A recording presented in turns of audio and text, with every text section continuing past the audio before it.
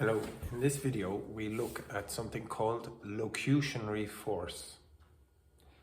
When you say something like close the window, you're doing more than just moving air with your mouth.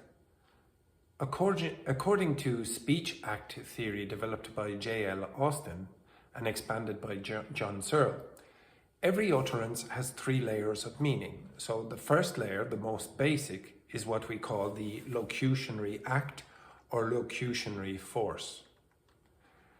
A locutionary act is the act of producing a meaningful utterance.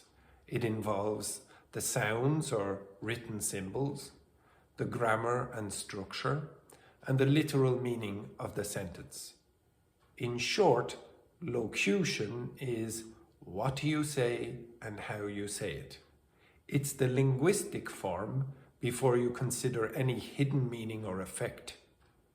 For example, let's look at the sentence, "It's raining."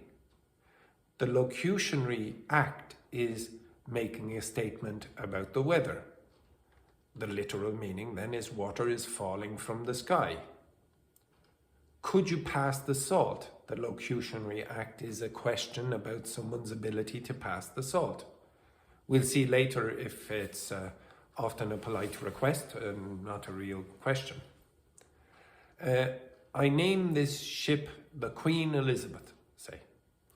The locutionary act of this statement is an utterance made aloud with words and grammar, but it also does something, and that's called its illocutionary force. So why does locution matter?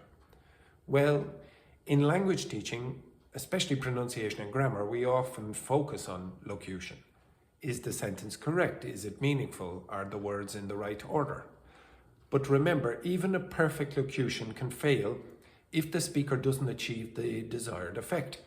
And that brings us to another factor, namely perlocution, which we'll explore in another video.